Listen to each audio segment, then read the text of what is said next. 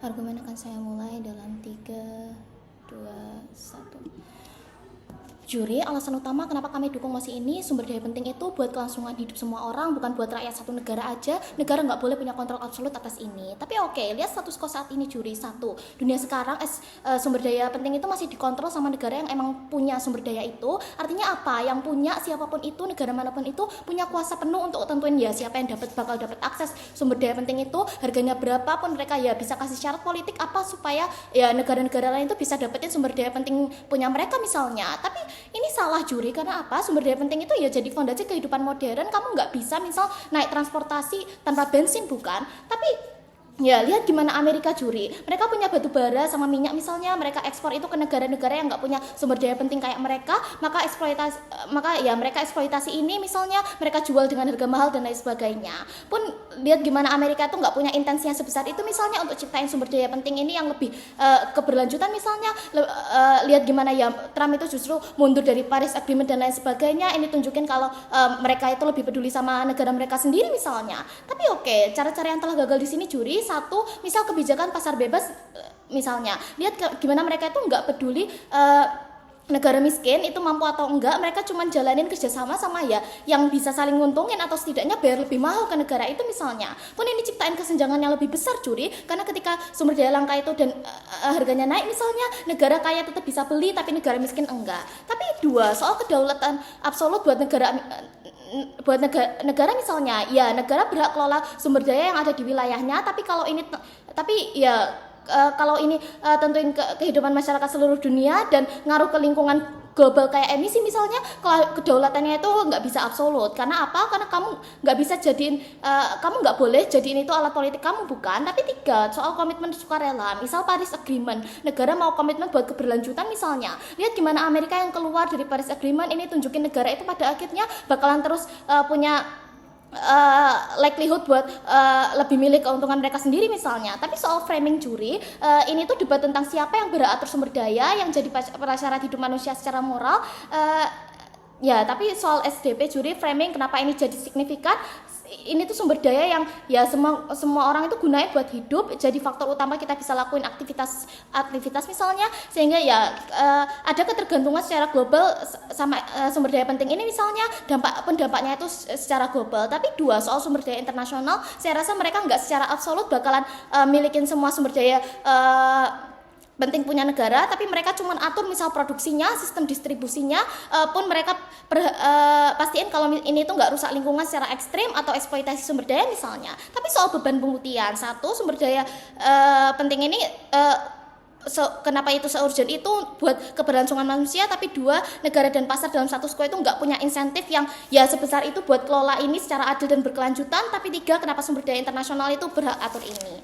Tapi oke, Juri, lihat gimana sekarang kita tuh masih bergantung masif sama sumber daya tak terbarukan. Transisi energi itu butuh sumber daya penting misalnya. Tapi soal kontrafaktual lawan, mereka ada di dunia yang atur sumber daya sendiri, kerjasama antar negara itu cuma yang saling nguntungin aja. Juri, status quo ini udah buktiin sistem ini lemah karena negara miskin bakal jadi aktor paling lemah di dunia mereka. Mereka nggak bisa dapetin sumber daya penting yang dibutuhin buat masyarakat mereka. Pun lingkungan itu saya rasa bakal terdampak secara masif misalnya. Tapi oke, masuk ke argumen saya, Juri, ini soal prinsip keadilan karena nggak ada negara yang berhak punya kontrol absolut atas sumber daya penting. Konteks, Juri, kontrol terhadap sumber daya itu jadi sumber ketimpangan dan dominasi. Pun negara yang nggak punya sumber daya penting apa-apa bergantung sama negara yang kaya sama sumber daya penting, ini kasih kekuatan buat negara-negara yang kaya sumber daya penting itu tadi, buat dia jual sumber daya mereka ke negara-negara itu misalnya. Tapi soal lingkungan, negara yang punya sumber daya penting manfaatin kekuatan mereka tanpa ya lihat keberlanjutan.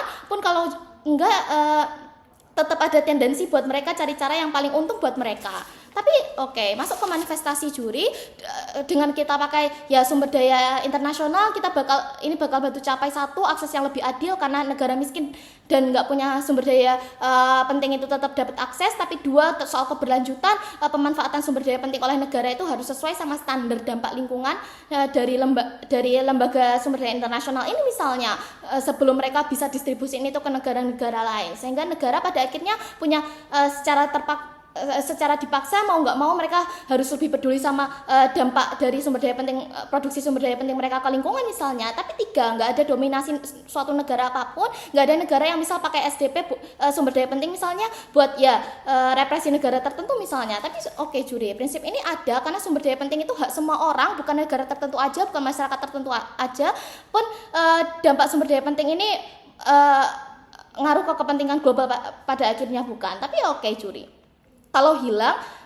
kalau prinsip ini hilang, satu, eksploitasi sumber daya penting itu makin masif, negara bisa paksa negara lain buat ya bayar lebih mahal pun bisa jadiin ini alat politik. Tapi dua, negara lemah itu nggak berani lawan karena takut nggak dapat sumber daya penting misalnya.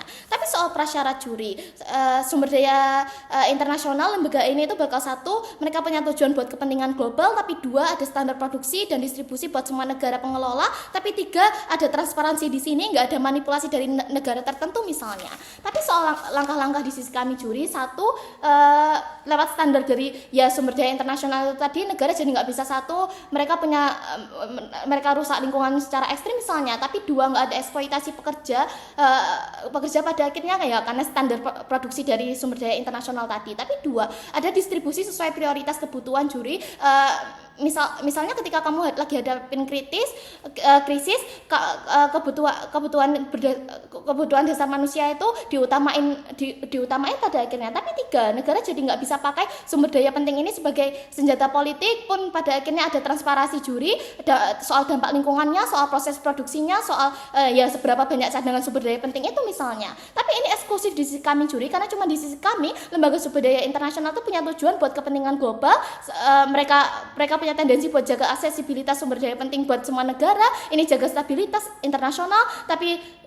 Tapi dua, ini juga jaga keberlanjutan sumber daya penting supaya tetap terlindungi misalnya. Di sisi lawan, juri, negara itu punya insentif buat penuhin kepentingan nasional pun misal mereka punya komitmen keberlanjutan. Kalau lagi krisis, kepentingan mereka sendiri tetap jadi yang paling utama. Skenario terburuk di sisi kami, juri, lembaga sumber daya internasional ini nggak sepenuhnya sempurna. Misal ada birokrasi, prosesnya jadi lama, tapi ini lebih baik dari status quo karena, juri, di sisi kami ada standar dan mekanisme yang harus dipatuhi sama semua negara pengelola sumber daya penting misalnya. Tapi soal skenario terbaik lawan, negara